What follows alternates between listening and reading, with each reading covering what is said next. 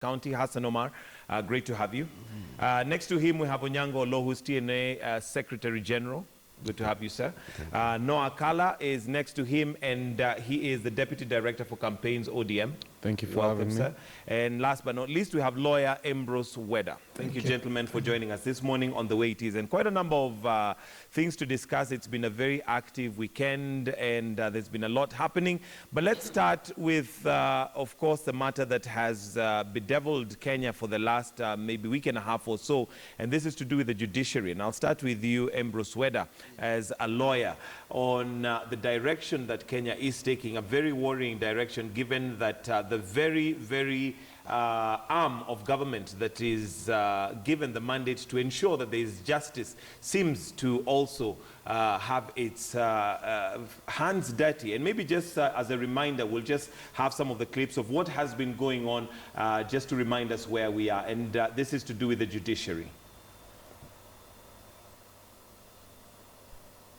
It's not just the judiciary, it's the country.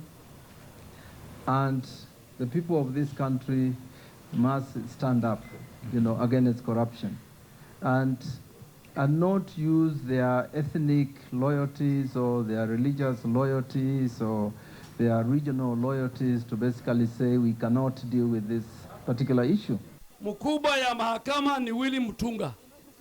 Yeye alisema kwake nyumbani judges yake ya Supreme Court akiwa yeye president, judges wengine paka magistrates, ufisadi na ukora imezidi. Tunakuambia wewe kwanza ndio umeharibu kazi, ulikubali ufisadi endelee, umeshindwa kazi, wewe ujiuzulu, alafu tutoe wale wakora wako katika mahakama ili tusafishe hiyo mahakama.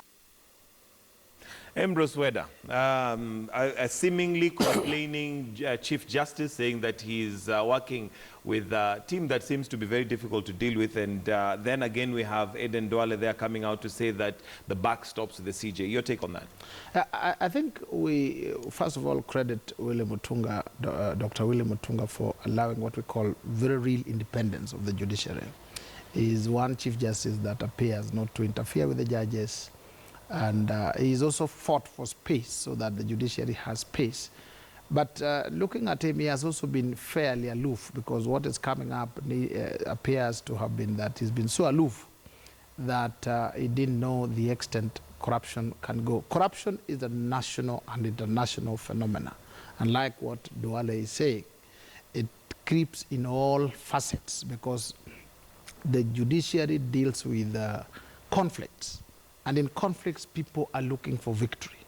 And victory comes in various ways. You buy it, you deserve it, you chance into it.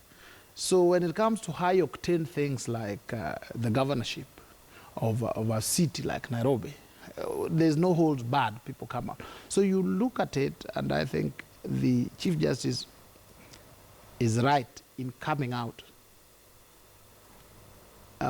to tell Kenyans that there is there's extensive corruption in the judiciary. But as we go about the question of corruption, then we can see as a country that it is not unique, let's say, to government.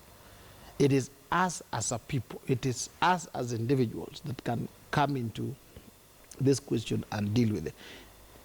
It has given the Supreme Court such a bad name, such a bad name, and then has given court now another thing to go around with and say, our victory was stolen. You see, we say these people are thieves. So it is time, even if is it really giving court something to run with, or is it just fact? It's just bare fact that there is a problem. I'm saying that's now another added advantage to court. They say, we told you, we told these people are thieves, we told you they are paid. And the damage, my view, whether it is right, whether the corruption allegations are proved or not, the damage is so big that we may not go with such a Supreme Court to the next election. Because obviously, people will go to court. Whoever loses will go to court.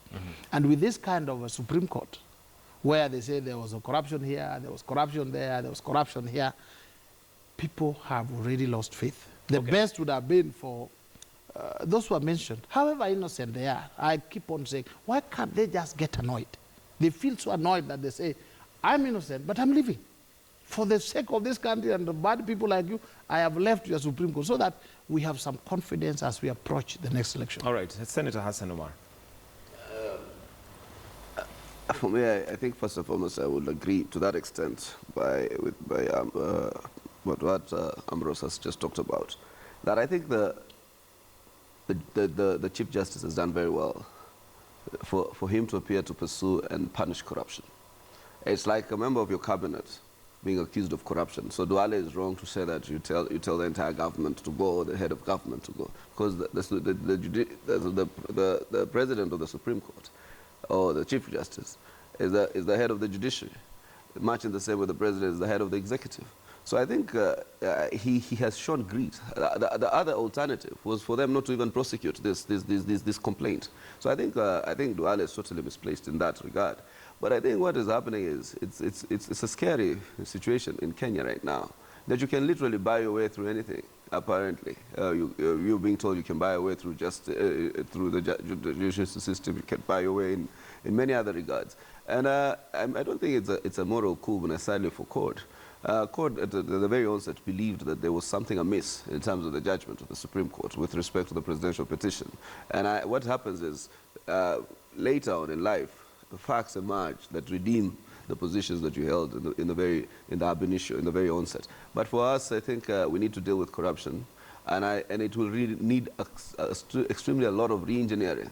In fact, for me, it has given me more faith in Mutunga, that is willing to fight even from within the rank of the 7 Supreme Court judges to rid of corruption. We need more like him, and we need as a country to fight corruption with greater enthusiasm and greater commitment. Okay, Onyango Law, is this an issue of just the judiciary, or is it so deep within us as Kenyans that it's almost impossible to find an officer, a public officer, who is without reproach at all? Mike, let me first agree with what my two brothers have said here, that Justice Willie Mutunga will go down history as one of our great judges, perhaps just second to Madan, who also headed the judiciary, for being bold enough to take up on his colleagues with whom they sit together in the Supreme Court. One thing that is coming out clear is that corruption in this country knows no tribe, knows no party affiliation, knows no sector, and that even thieves and robbers have honor, but the corrupt have no honor at all.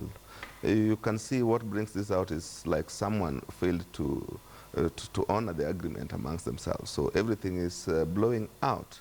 Corruption has gone deep into this society. And what we must say is that my position could be very, very radical, but that the people seem to be losing confidence with the Supreme Court at an alarming rate. Yesterday, just one of our colleagues tweeted that this amount could have been 300 million, and that, yes, Ahmed Nasser, and that it is possible that more judges were involved. And actually, if you look at how a bench is constituted or how decisions are made, it is baffling how I would give only one person 200 million because he is unlikely to deliver for me. Instead, you have to give that money to a majority, if not all, to ensure that, or to be sure that your money is not wasted. So to that extent, we must accept what Jubilee has always said, that corruption is ingrained in this society, and it is not the role of the government alone to fight this corruption. The fight against corruption will only be won when each and every citizen takes it upon himself to fight corruption in just as much as the government also makes a firm commitment to fight corruption. As for Duale's comments, I don't even know where to place them. If Willie Mutunga has been bold enough to take that kind of decision, he needs every support to ensure that that judiciary is cleaned. And who is better placed than a Chief Justice who is just on his way out and who has shown determination that he wants to clean this thing up?